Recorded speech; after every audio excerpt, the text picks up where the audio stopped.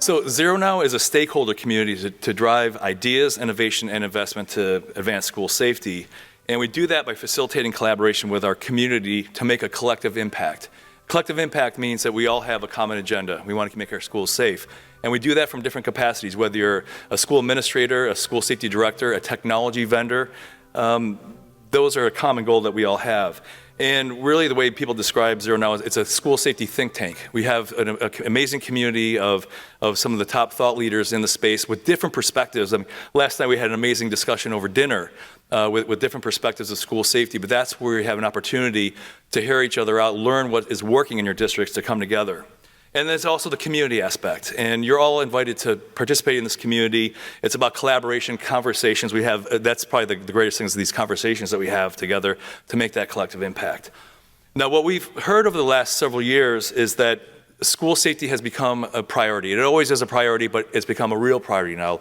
You have parents approaching you, what are you doing to keep our schools safe?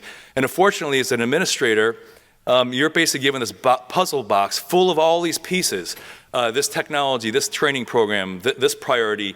My brother's a superintendent. Every week I hear something about hey, this vendor called about this bulletproof box that we put in classrooms, or this other technology. And if you don't have the knowledge and the perspective to put it together, but imagine trying to put together a puzzle if you have no idea what the top of the box looks like. What does it look like when you pull it all together? So one of the things that we've concluded after 2 years of conversations with this think tank is that, number one, there's no shortage of valuable school safety resources that exist today. These are some amazing resources here. I know Paul is involved with a number of these organizations. There are like past K-12, the guidelines, schoolsafety.gov. There's always amazing resources that exist out there.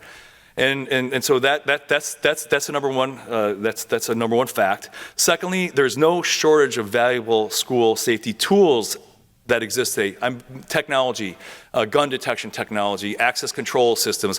I'm sure when you go through the conference floor this afternoon, you're going to see all these different technologies. But where does it all fit in?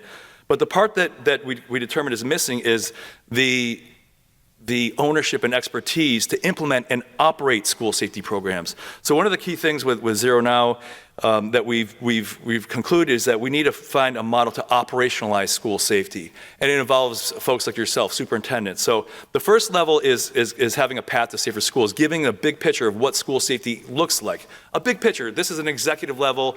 We actually there's an exhibition on the conference floor, which I invite you all to attend, which is a physical manifestation of this path. So you actually walk through and experience the different stages, starting with a safety team. This is just an outline. We have paper copies here for you as well, and all of your bags should have these as well. But having a path forward, how do we get to that place? Secondly, like I mentioned, resources and tools. Schoolsafety.gov, past K-12 guidelines, all these resources and tools like the technologies that exist, those are part of operationalizing school safety. But the part that is really missing is tying it in with the superintendent, giving administration a clear picture of what it looks like so you can make policy decisions and know where to invest, and a school safety director like Jason over here who understands the big picture. Can you imagine going on a journey and not having a guide, a Sherpa to lead you through that journey? That is what a school safety director does. They know the resources, they know all the tools, and they're the ones that have the big picture. So as a superintendent, having someone that you have reporting directly to you that understands and operationalizes school safety is absolutely critical. So I'm going to share a quick video with you. This is kind of setting the course for this. These are some of the folks from the community and setting the stage for the path. This Zero Now program is brought to you with the support of our founding partners. I think it's insane that it's a normal thing that a school could just be shot up by someone. And that's something we don't even live in fear of at the school anymore. We expect it to happen. We practice for it. They read social media, they're scared. And a lot of the energy now in schools is being spent on dealing with the fear. And a lot of the fear is based on not having a good plan in place, not knowing what the options are. I think some of the biggest challenges are people still, even after all of these years of seeing school violence, still can't believe that it could happen to them. I think we use the slogan, is this coming to a town near you? Do we need to really wait for that? And I don't know where to start, so why would I start? And I only have this much money, so how do I know I'm spending my money correctly? And what if I do something incorrect or say something incorrect? If we give them just a basic guideline, a path, if you will. Step 1, 2, 3. And if we're 0 now, we start from 0. 1, 2, 3, 4, 5. Do these 5 basic things before you spend any money. And then you evaluate your own opinion, because no two schools are the same. One of the problems is that school administrators aren't trained to think about safety. It's not what they went to school for. You know, a superintendent or a principal taking over needs to have a crash course in this. They've never done it. They've never been responsible for it. And all of a sudden you're saying you're not only responsible for the academia and the pedagogy, but now you're responsible for the security. And they're like, but that's not what I do. Right? Every community is unique. It has unique challenges. It has unique needs. It has unique populations. And so they know their community best. And what we want to empower them to really make the change that they think is possible, but to give them the tools and the best practices so that they're not recreating the wheel, right? They can learn from their peers. They can learn from other institutions, and we can help sort of set them on the right path to do good work. I think a baseline for anything you endeavor, you need a baseline, you need a plan, you need directions, instructions, especially if it's something that you're not accustomed to. You know, we can give schools a plan, but they're going to have to put the work in to make it a reality. They're going to have the buy-in, the investment, especially, in order to make it real for them. Every school in this country is different. And if you don't adhere to their physical design, their culture, you're not going to make the school a safer place. So you can give them the guidelines, you can give them the path. They've got to navigate that path themselves. So there is no overnight solution, but we can certainly give them a very powerful roadmap and a starting point to getting to 0. If we lay it out for them in a very digestible way, I think that that can make a huge difference, because then it's not daunting for them and they're ready to take on that challenge just like they are any other challenge. Do we recognize that not one solution is the total solution? Do we recognize that all of our minds together are better than just one mind alone? Right, we got to work together, because no one's as smart as all of us, and no one's as effective as all of us if we all are focused on that number, right? The only acceptable number of school shootings or school violence is 0. And you notice the common theme is together we'll make schools safer for good, and that's the key theme here. Enough of me talking about this stuff. Let's learn about Charles County Public Schools, their journey to safer schools, because you didn't just get there overnight. So Dr. Jones, Marvin Jones is the chief of schools at Charles County Public Schools. Would you mind just giving us a brief overview of what your school district looks like?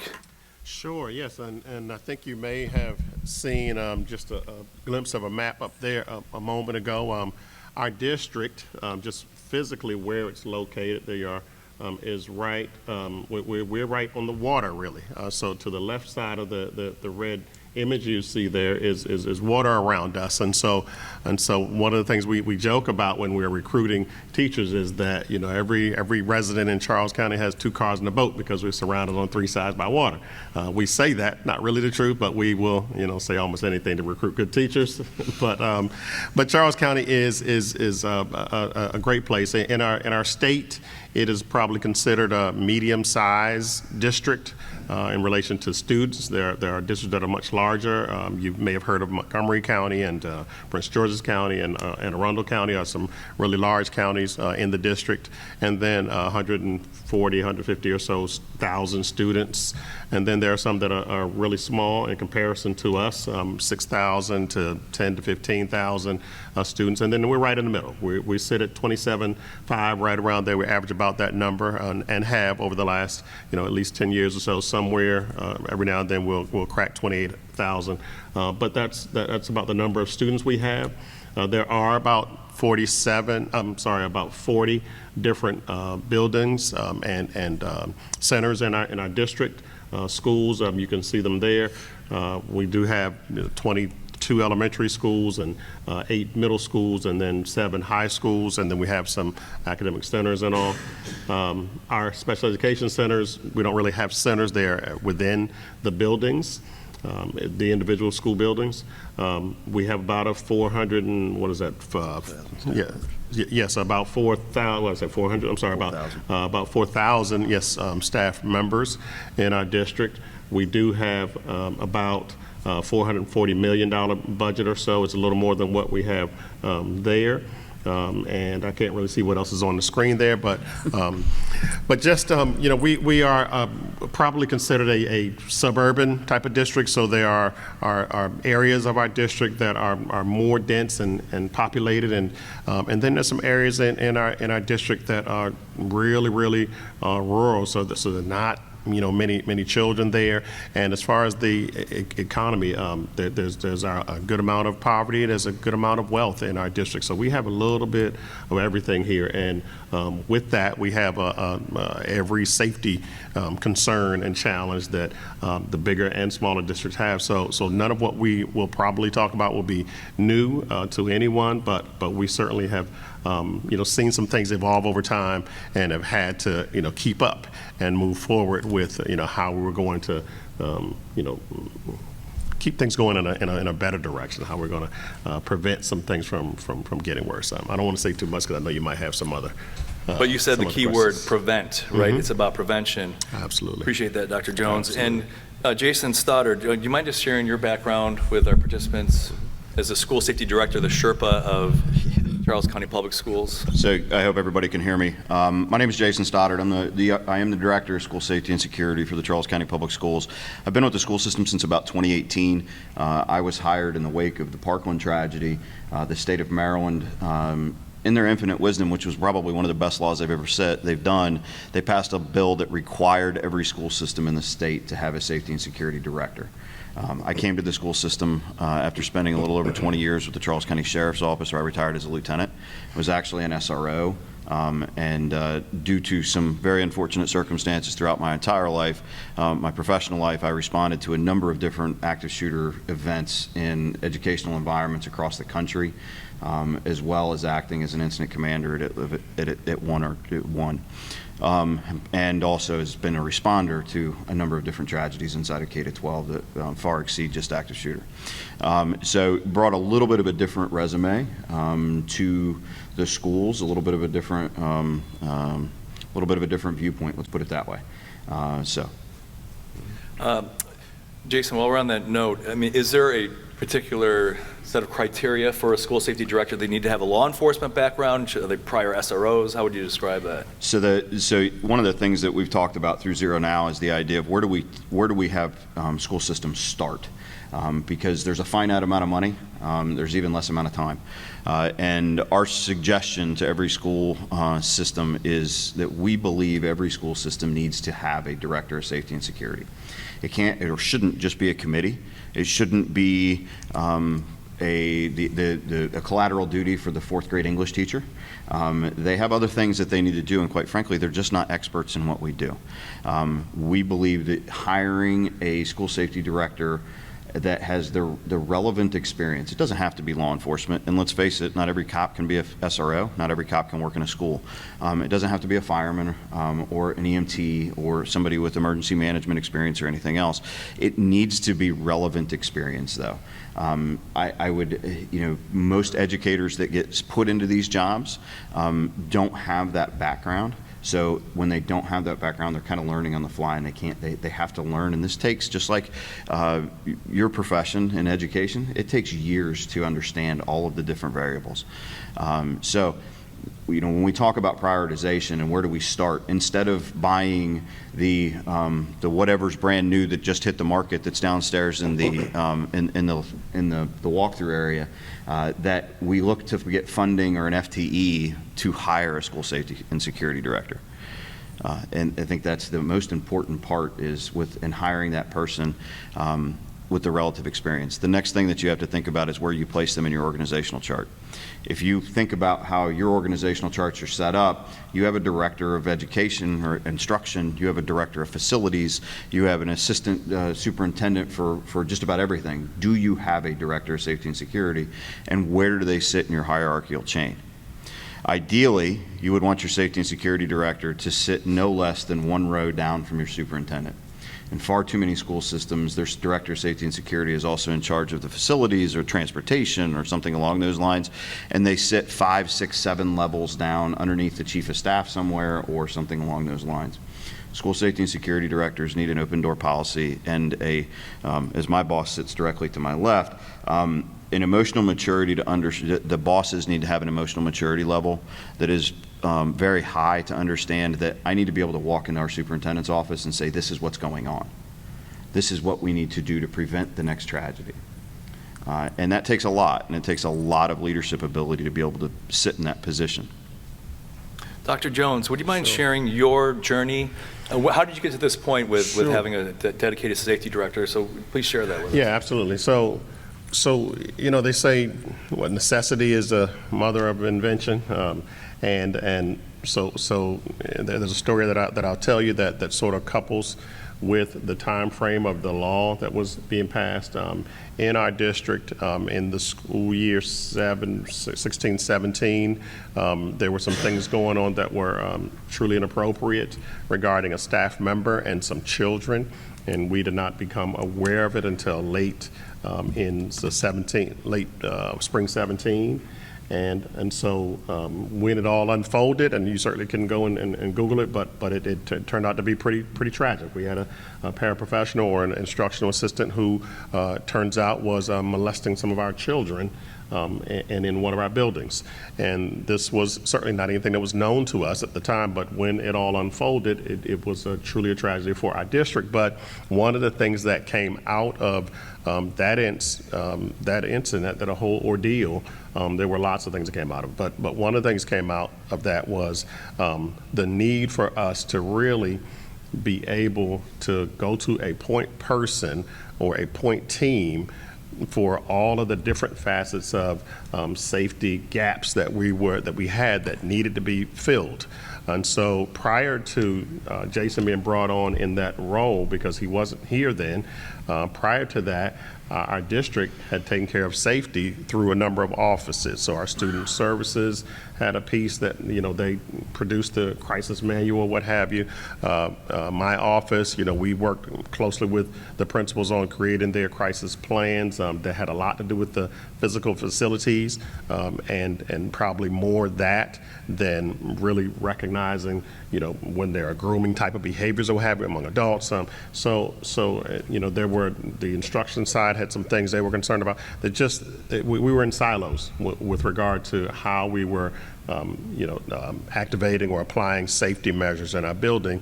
And sometimes the right hand knew what the left hand was doing, and sometimes it didn't until it was too late. And so, that incident had a lot of finger pointing, like, wait a minute, you all didn't, the special education department, you all didn't know that this person didn't have a schedule that he was abiding by where he was able to pull kids out of class at A, B, and so then they're looking at, another one. Wait a minute, what about the facilities? Should those doors have not had windows that you could see through? Should there have been blinds? So we were operating, in different, like I said, silos, and that was problematic, more so than probably what we knew until we had a major situation. And so that just sort of echoed that this idea that the state has about giving you a person who can take the lead on making sure that everyone is marching to the beat of the same drum, drumline movie, one band, one sound. We all needed to really just be on the same page. And so that's sort of how this position came into being. So I think regardless of the law being passed, we were headed down that road, and perhaps unfortunately by way of this incident, but we certainly, and just based on everything else that every other office had on their plate and what they were responsible for, at some point we were going to be moving in the direction of needing more FTEs anyway for someone to just be dedicated to school safety. And so that brought us to the office and to the director of school safety and security, and it has been a journey, as you say. It's not a destination. Safety is certainly not a destination, but it is an ongoing journey. So we've seen it evolve over time, and we've had to keep up. And so that's been kind of what brought us to this office, and we've been thankful for it because you're here. He's done some great work. I've heard you said about him before. Anyways, So how has security and safety changed since bringing Jason on, Dr. Jones? So I'll say that, prior to that, I think we had always been big on the traditional kinds of things that we should be concerned about. Are the kids, safe in the building itself? Do they all know how to do a fire drill? Do we know the weather drills and, those kinds of things?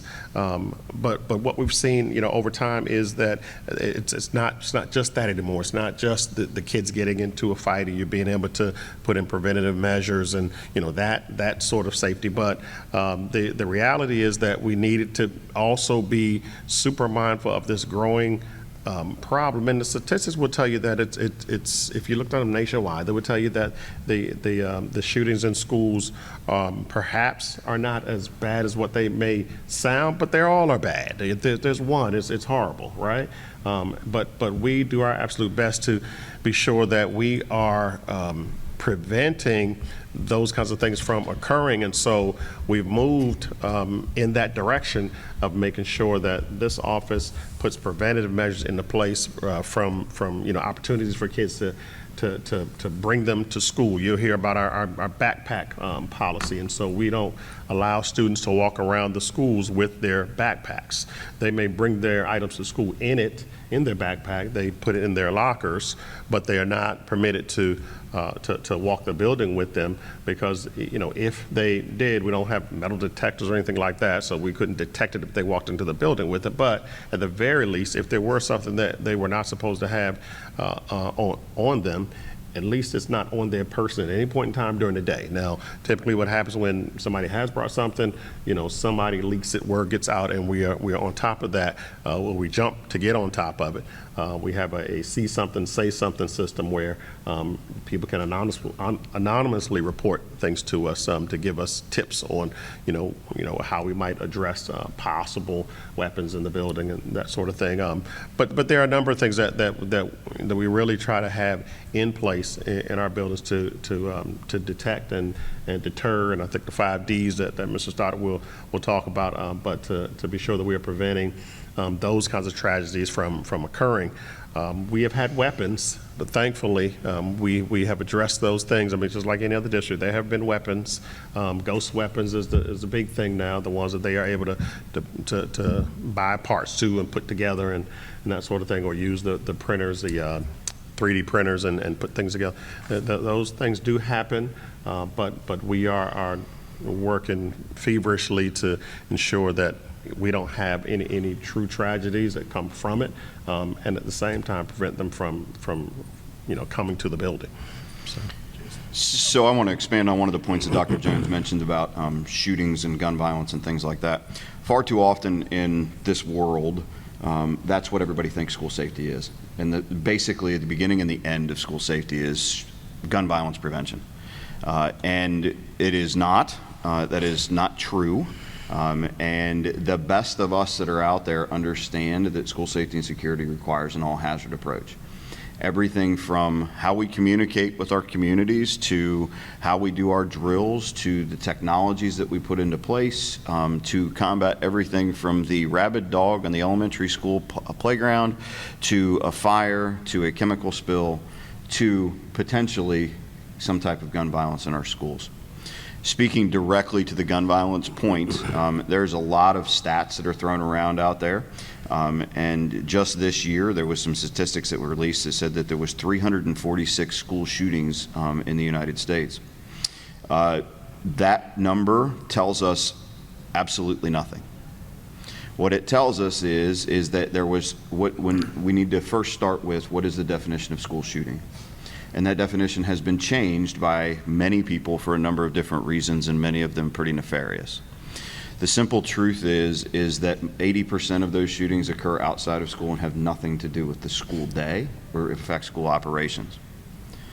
The other portion that isn't being discussed, and we hope to bring some light to as it relates to gun violence on school grounds, is there is a vast difference between active assailant, active shooter type events and the leakage of community-based gun violence into our schools. What I've been able to do research thus far is the fact that in 2021 is where we started to see a spike in those events happening inside of our schools. Prior to that, for the most part, schools were seen as a safe haven. The important part to understand what those numbers are when it comes to events versus the active shooter, and the delineation between the two is you cannot solve community-based gun violence or prevent community-based gun violence with the same solutions that we have been so successful in preventing and reducing the number of active shooter events throughout the country. So when you hear people talk about, and believe me, I understand, but mental health will not solve, or adding mental health services will not solve the leakage of community-based gun violence into our schools. It takes other solutions. So we have to be willing to have a much broader conversation than we have been in 2024 and moving forward. We have been highly successful in eliminating student-on-student or reducing the number of student-on-student attacks that were active shooter-style takeovers over the last 20 years. The next step is how do we prevent and mitigate that leakage of two kids that had a fight out in the community, and the next day the kid brings a gun to school and we have a shooting in a hallway. That is different than an active shooter. That is why those numbers that you see that are absolutely sensationalizing the amount of gun violence that is inside of schools, it's so important that we understand the truth as we begin this journey to figure out what threats we're facing. And that's the beginning of this journey, is to understand what threats we face every day, from the belligerent parent to the individual who is on our school property just trespassing. All of those are issues that our office takes care of and looks to do for everything from prevention, detection, things like that. Thanks, Jason. Dr. Jones, one last question on the aspect of starting with a team and leadership. So prior to Jason, who actually owned school safety at your district? Who was there a person or was there individuals? So prior to Jason's arrival, there were a couple of different owners of it. And so my office, the Office of School Administration and Leadership, we owned it. There were several executive directors in our building who immediately supervised the school principals. We owned it along with the student services office, who they worked a lot with the mental health side of things. So the supervising school psychologists, the supervising counselors, the pupil personnel workers, that side of it. So between their office and our office, we primarily took the lead on it, along with information that we would get, and I say it like that because it wasn't necessarily he was taking the lead, but in the risk management office, there are the school, what do we call them? The tests we take in the beginning of the year.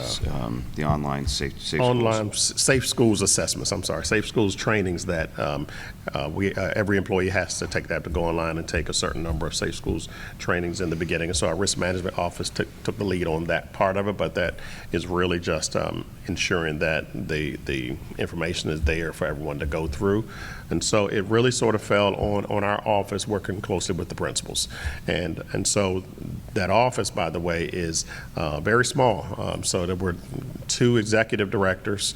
There was a leader of that office some years ago. That leader left, and it left 2 executive directors to really just sort of be the keepers of the gate on safety and security in our buildings for about 9 years before we were able to add a couple of positions to it. The chief's role, which is my role, another executive director in our office, and then about that same time we were able to bring on the Office of School Safety and Security, which really has taken the lead, and we were glad to give it up because we were doing what we could do, but it's a lot over for a very few people over the 39 schools that we had to ensure that we are addressing every one of those safety challenges, just like Mr. Stoddard mentioned, whether it's a dog on the property or you have people who are just walking through our grounds because they're some of them are in neighborhoods, and so sometimes there are folks just walking through that don't mean any harm, but you don't know that. And we tell our kids and adults, if you see someone who doesn't look like they should be there, to let someone know. And so sometimes those issues become bigger than what we know. That we recently had one where a lady in the neighborhood, I think she was feeding feral cats maybe, and had them inside of a makeshift container, which was a cooler, and you might have seen some of these, and cut a hole out, and had it duct taped up and everything, and was kind of tucked away in the bushes. No clue what that was. No one had any clue what that was. And so when because they didn't see the lady coming out there to do it, this is what we found out later. But when that was all said and done, I mean, we had to evacuate the building, get the people off the property, and this is all Jason's team. He had coordinated with all the emergency personnel that needed to come in to be sure that this wasn't something like perhaps an explosive of some sort. But these are the things that come up, and when it was all said and done, we're like, these are cats? I mean, a whole day we shipped our kids from two schools over to the high school around the corner. A whole day we lost trying to get to the bottom of that. But in the end, it was worth it. And so and that's really what it comes down to. Is it worth it? Because you just don't know. And so that's when it comes down to. What it comes down to for us is investing in safety is worth it, because in the end, if you don't, and you could have prevented something bad, then you got some questions to answer, some hard questions to answer. And so we were glad to have this office come on board, and so that someone else could take the lead on what we really should be doing. We've done a lot of great things without them, but there were so many gaps, and we didn't know what we didn't know until we had him come along. Now, I will say this, that he does come from the cop profession, and so coming into the education side, he had a tendency early on to work with people as if he were a police officer. And sometimes I'd have to say, all right, we got to tone down the cop talk. Let's try to put this in education language. And so we worked that out now. I understand his language, he understands mine, and so that's worked out really well, having that background in this role to really just mesh with how this should work in the schools. And you mentioned gaps, and so Jason, when you first started, what was the very first thing that you did aside from dealing with feral cats? What was your first focus? Yeah, you can add the feral cat people to the hit list that I currently sit on. So one of the first things that I had this question earlier today too that I did was the building of relationships across a broad spectrum, both internally and externally, so that we could communicate with people. And as Dr. Jones just said, yes, I come from a cop world, and the world is completely different, and the language is different. But in the end, this is all about our kids. It's all about our staff. It's all about keeping our schools as safe as possible. So we started with with assessments of our buildings, looking at the physical security of our buildings. But this was a huge process, because in our office, the way our department is set up, I not only am in charge of a team of people that does the safety and security of the physical safety and security space, but we also do emergency management, we do training and exercising, and additionally, I also oversee our staff misconduct investigators. So as a result of the tragedy that Dr. Jones mentioned earlier, we have had a lot of damage done to our organizational legitimacy and our community trust. In our office, part of our job is to make sure that we're building that back up and maintaining every deposit and depositing as much as we can into that emotional bank account, because we have to build that back up, because we lost it. So doing a bunch of different things from the traditional assessments to going and visiting and just saying, hey, what's going on here? One of the things that we found really early on, just like I think most educational organizations, just police departments are the same way, the lack of what the word accountability means when people are violating your simplest policies. So things like schools not requiring visitors to check in through their visitor management system. Teachers who on a beautiful day and during the spring, Maryland has all 4 seasons, and sometimes we have 10. It all depends, and the air conditioning and the heat in government buildings is never quite right. So that first day of spring, what do our teachers with exterior doors want to do? They want to prop open the doors and have a beautiful day. Well, it does us no good if I spend $1 million in the front of your school, securing your school with a guided vestibule and bollards and everything else, for you to open your back door and just let somebody walk in. So we do a lot of education, a lot of preventive maintenance to try and reduce the amount of incidents. But one of the things that I had to challenge the former superintendent on is what the definition of accountability was. And it starts there. It starts with communication. It starts with being willing to have courageous conversations with your community and with your staff. And that is where we really started, at that ground floor, and then started to build from there. I will end this piece of what I want to talk about, and this is that education language that I had to learn. Nothing that we buy, you cannot purchase your way into safer schools with technology. You have to build it from the inside out.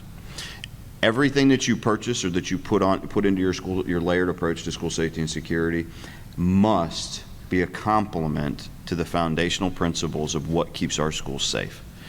And those 3 foundational principles are a strong relationship between staff and student body, a well-trained staff and student body, and a concentration on positive school cultures and climates. If you don't have those 3 things, no matter what you put into place, it's never going to succeed. So and we know it works. I'll end on a story that we had. We had a young man who was involved in an altercation directly after school on one of our football fields, and in that altercation a gun appeared. This young man literally took the gun away from the student who had the gun, handed it to another student, and he ran off. When this all happened, we had it all on video. We interviewed a young man and said, "Why did you do that?" And he said, "Because I wasn't letting a school shooting happen on my school grounds." Now, this young man was a troubled young man who needed a lot of help. He had all the characteristics that we all talk about that we're all trying to help and prevent. Sadly, because of some other decisions that he made, he was killed in a homicide about 3 weeks after this event. So we know that if we can make an impression on a young man like that, on one of our students, about the importance of those relationships and that culture and that community that surrounds our schools, that needs to be the priority, and everything that we put into place beyond that just complements that. Thank you, Jason. Thanks for refraining from the cop talk. Try. Thank you. So if Dr. Jones, we're going down the journey here. We started with a safety team. You hired a Sherpa, right, a leader. Jason conducted an assessment of the vulnerabilities, where are the gaps in our school. The next step is how did you fund your safety programs? So that's a great question, because again, not having this office at first, there was no real line item for this office to really just pull from and be able to grow. And so we did have to begin with putting it into the budget, writing it into the budget, that there needed to be the leader, there needed to be a small staff, and then we would go from there. But while in that role, it takes money in order to go after some of the technology, some of the things that are helpful to us. Again, not everything do we just go and chase down, but how do we, once assessing the things that really could be helpful to us, technology, how do we go about getting it? And so one of the great things about Jason and his team is that they are good about being aware of what grants are out there. Grant funding is available, or at least researching what grant funding is available, and then going after it. So often there's grant money available that just gets lost or what have you, because people don't go after them, and so because people don't apply for those grants. Well, we do a lot of that and get hundreds of thousands of dollars by way of grant monies that we are able to do some things. One example is we do have SROs in our buildings, but they are at the middle school and the high school level, and so they're not exclusively at the elementary. They provide coverage to the elementaries, and so when something happens, they will shoot over to an elementary, whichever one they are assigned to. But through one of the grant fundings that Mr. Stoddard has been able to attain for us, we have been able to provide at least some exterior perimeter coverage for a number of our elementary schools by an officer. Not an SRO, but an officer, at least a physical presence on the property at a number of our elementary schools. And some schools are, depending where they are, some schools there could potentially be, more challenges than others based on the neighborhoods. And so we're strategic about where, because we aren't able to do that for every school every day. But because of grant funding, we've been able to do that, and again, upwards over $200,000-300,000 or so is just one of the grants that Mr. Stoddard has been able to chase down. But over time, our commissioners and our boards have seen the value in having this office, and so there certainly has been no pushback on funding the needs of this office as far as operationally. And so, so that coupled with the grant funding that we are able to go and get is what really keeps that office afloat at this point. And I think Jason would agree that and it's really him and his team's hard work with chasing down the grants. We don't do it in any other office. They find them, they go get them, and we sign off. Yes, sir. Go get that money. So, yeah. Well, we talk about technology, and technology is not the be-all end-all, but technology is a tool, right? A tool for someone who knows how to use those tools. Mm-hmm. And so, like, Jason, what are some of the programs? So once you have funding, obviously, you mentioned before, both of you mentioned prevention. What types of prevention programs do you have in school, harm prevention programs? So I'll start with this. For those of you that are lucky enough to be superintendents or aspiring superintendents, just remember one thing. It's probably been 30 years since a superintendent was fired for test scores. If you look at how superintendents and why superintendents are fired, almost 95% of the time they are fired because of something that related directly to school safety and security. Because every day people send their babies to us to keep their kids safe, and they can't learn if they're not safe. So when we look at prevention programs, a lot of what we do have all the mental health services that are out there. We offer all of the preventative mental health services that we can. I will tell you, I think harm prevention starts again with that word accountability. It's free if you enforce your own code of conduct, and you do it consistently across the board, and you set the expectations for behaviors. Far too often in public education, what I have seen is we get bogged down in a lot of different statistics that people want to twist and turn in whatever way that they can, which subsequently results in kids not being held accountable when they step out of line. Nobody is saying that they need to be arrested or anything else, but they do need to know if you step out of the expectations for behaviors that they're going to be held accountable consistently. That, from my perspective, is one of the biggest harm reduction things that we can do, is just to be consistent and to set those expectations. We offer all the healthcare stuff. We offer all of those things. But in the end, it is the free things and that consistency. We all know, we can't take away the human condition, that if you touch a hot stove, you don't do it a second time because it hurt. The idea that holding kids accountable not holding kids accountable because they're adolescents is just simply not part of the human condition. That in itself is where I would wrap up harm prevention, is simply setting those expectations, and as a very famous general once said, watching people meet them and getting out of their way. That's great. And by the way, if there's any questions for our panelists, we have about 15 minutes. Please just step right up to the mic over here. Do you have Mr. Grolnick, if you wouldn't mind just introducing yourself. And my name is Chris Grolnick, and this message is actually for Dr. Jones. Mm-hmm. When you settled on technology, obviously is one of your first, hiring somebody to manage that, obviously for Jason, but working on and ending up at technology being one of the first layers for technology, for safety. How did you determine who the end user would be of that technology? So does it just go to SROs and someone in Jason's office, or can you broaden that all the way out to students, staff, parents, if you wanted to? And how did you make that determination? It might be for Jason as well. Sure, yeah. Great question, Chris. Thank you. A couple things. If you're talking about like the institution of panic buttons and that type of technology, cell phone-based panic buttons, how we communicate. So, what I will tell you is from in the safety and security space, we don't all agree on the different solutions, and that's okay. But what we all do agree upon is the idea that we have to have multiple redundant layers at each step. I personally am not a supporter of cell phone-based panic alarms, simply for a couple reasons. Number one, our schools are built like bomb shelters. We don't have cell phone coverage in most of our schools. That's 100%. The other thing is we've seen, I believe it's in Indiana, there's been a school that's had 3 false alarms in the last 2 weeks from panic buttons that have been pushed by staff that were not. And that causes, every time we put a school in lockdown, that is a traumatic experience because these kids today, they're just sitting there wondering, when am I going to die? So we want to limit that as much as absolutely possible, while at the same time making sure that we're not slowing the chain of reactions down that need to occur. So we are very intentional on who we provide with different layers of information. A great example, we were the first in the state to institute a AI-based gun detection program.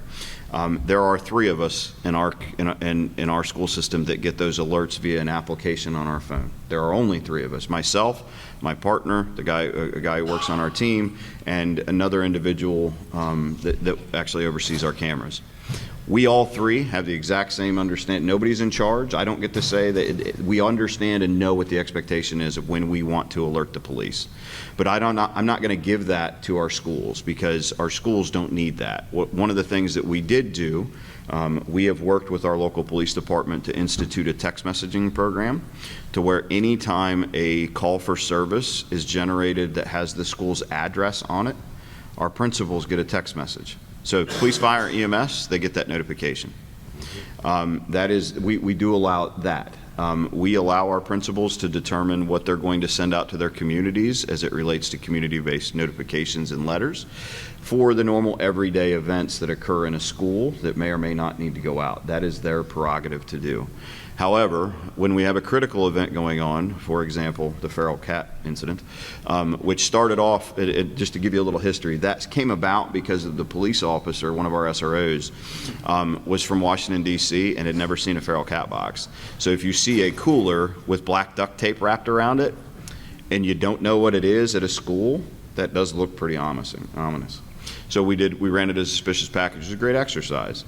However, during that event, our PIO was standing right next to me, and she was the one that was sending out the communications to the affected communities.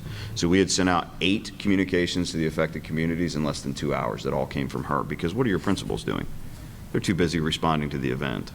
So it all depends. As it's technology-based, it all depends on what the solution is of how we're going to map out the workflow of who gets it. But I will tell you, I think that the biggest thing, when you review tragedies that occur in the K-12 space, and there's an after-action report that's written, every one of them shares 3 points. And those 3 points are the lack of the institution of unified command. So in other words, for so many years, school systems have said the police showed up, it's their business. That's not true. What is true is you own your kids, you own your buildings, and you own your staff. The police own the scene. They don't own the rest of it. They own where the crime scene was. Fire owns the fire, and EMS owns the patients. We still have a school to operate. We still have 4,000 other kids in that school that we have to educate, or that we at least have to try and get back to the normal side. The next one that we see is the inappropriate communication, lack of communication with everybody who's involved, not utilizing all of the communication tools that you have.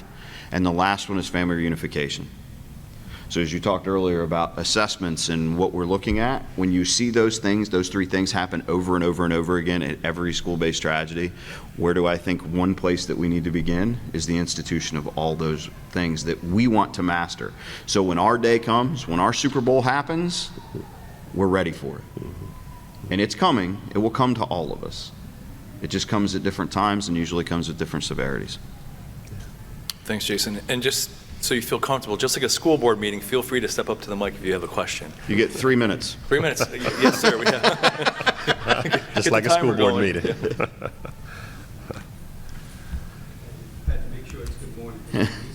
I got you. Yeah. We're right there with you. Yes. So my question for you is, New Jersey has mandated threat assessment teams. What are your thoughts on that? Threat assessment teams, if you're not familiar, are put in place to identify students that are at risk of violence or harmful behaviors. And the teams make up school psychologists, social worker, teachers, so on and so forth. So what are your thoughts on that? Yeah.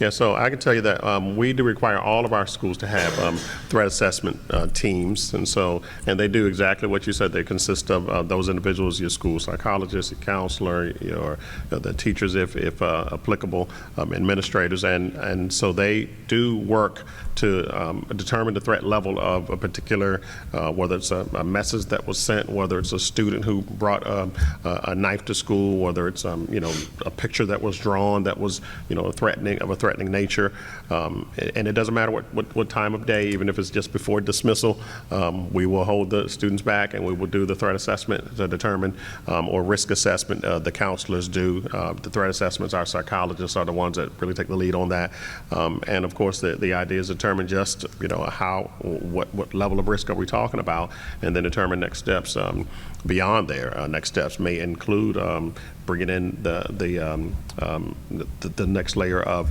authority, whether it's administrators, whether it's individuals from the police department, whether it's a referral to a medical facility.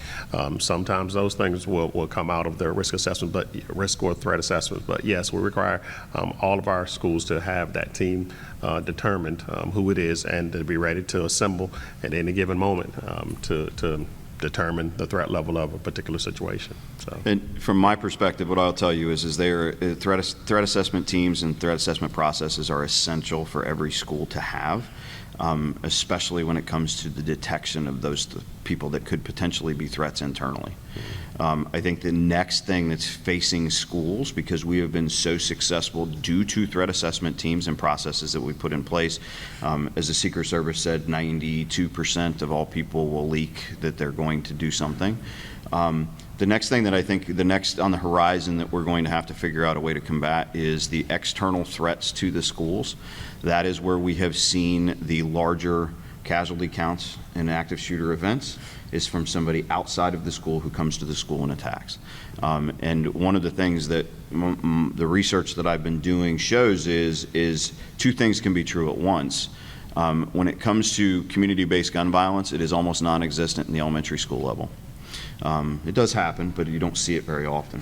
However, what you do see is the larger casualty counts and active shooter events usually come in, from an outsider at an elementary school.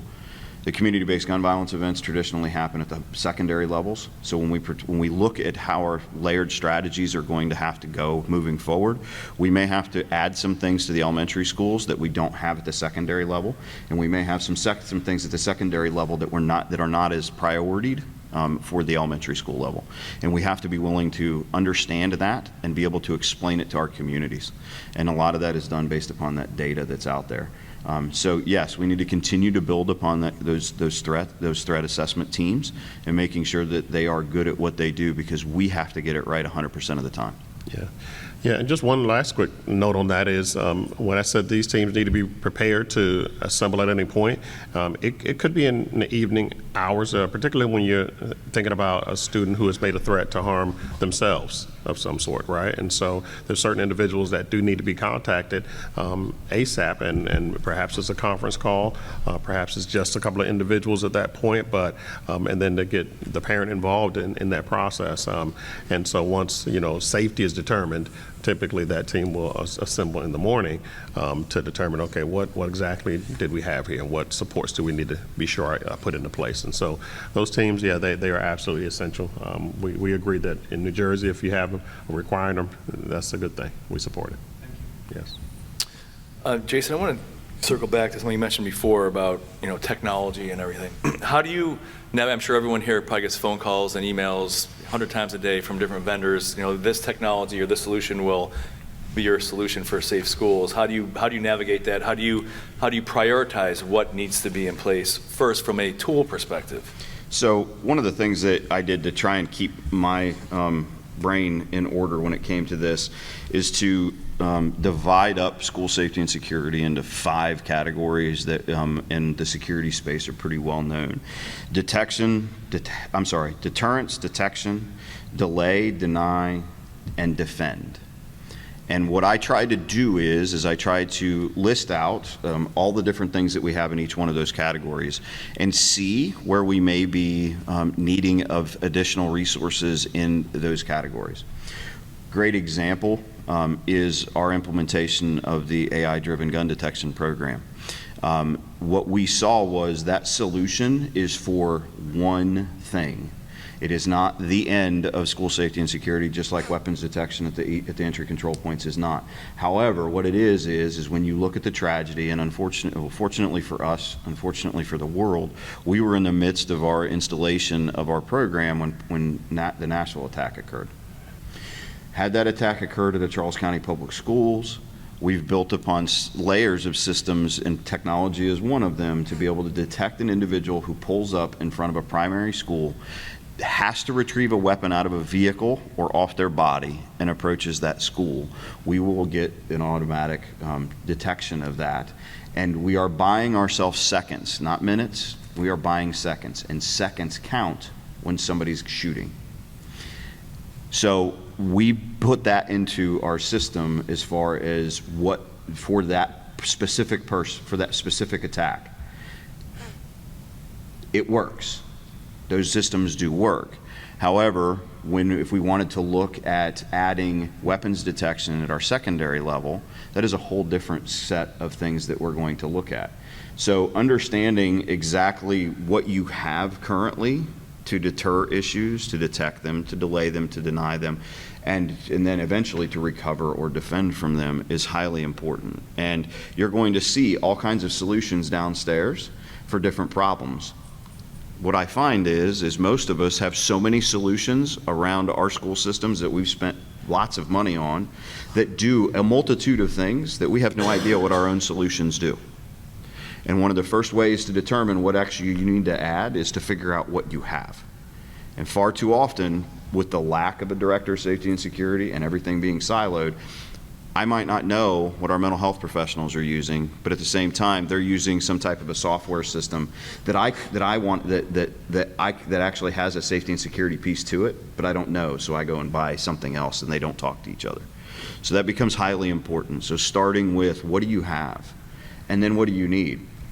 If you have a school that sits in an area where it has a large gang presence, and that gang presence is coming into your school, onto your school property, and things like that, the way that the solutions, the technological solutions that you put in place may not look the same that it does at a rural school.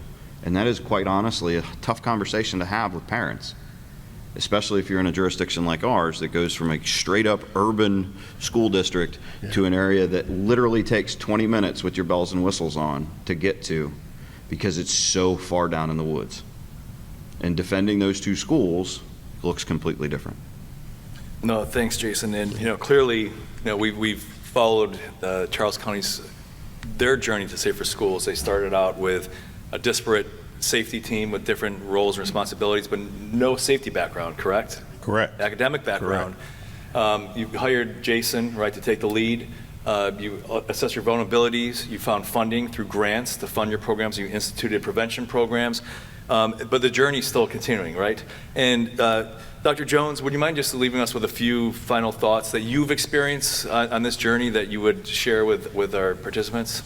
Yeah, so I'll just end with sort of where I started is that this work being done in different offices is it just can be problematic. You can only do but so much individually and still try to keep up with the kinds of concerns, the kinds of safety concerns that exist, that continue, that grow.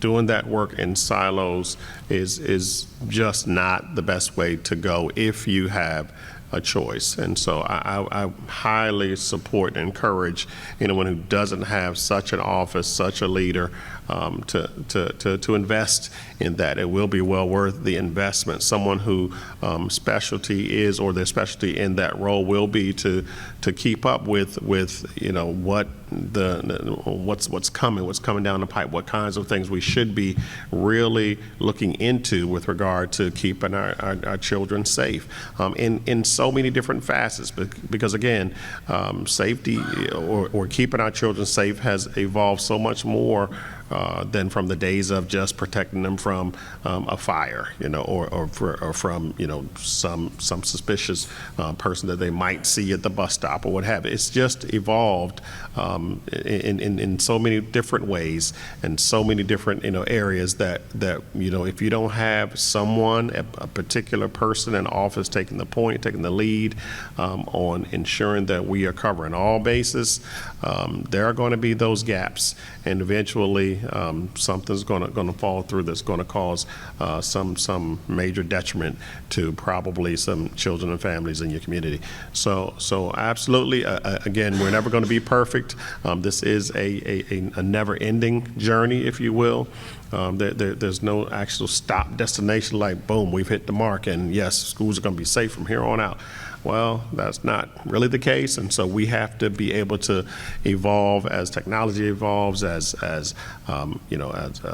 different things that come up, I guess, that could be problematic or dangerous as those things evolve, and sometimes the criminal-minded or the ill-minded people have some different thoughts and heads. As much as what we can to get ahead of that by way of research, by way of looking at best practices in this business, we need to do that. And having a leader in that area, having someone who in your school districts who can just take the charge in that area to be sure that we are being ahead of the game. I absolutely encourage it. Again, that whole one band, one sound, that moving in lockstep to be sure that we're covering all bases together as opposed to silos. Highly encourage it. Thank you, Dr. Jones. Yes, sir. We are clear out of time, but with Zero Now, we always keep the conversation going. This is just the beginning of the conversation. So both Dr. Jones and Jason Stoddard will be at the Path to Safer Schools, the School Safety Learning Lab. Following this, if you want to stop by there, we highly encourage you to visit the Path to Safer Schools, because it truly gives you the bigger picture. We got through prevention here, but there are other aspects that to really incorporate. If you're interested in receiving a copy of this, I'll leave a pile up here on one of these front chairs. You bring these home with you. I think you already have them in your bags. Also want to remind you that there's also we have a Zero Now online community, which you are all welcome to join. Continue this conversation online in our community. We're actually creating a special sub-community of superintendents, so you can share your experiences with one another, and as you're going down that journey to safer schools. That's it. If you have any questions, you guys will be here for a couple minutes, but they'll be down at the path. So, guys, awesome job. Thank you.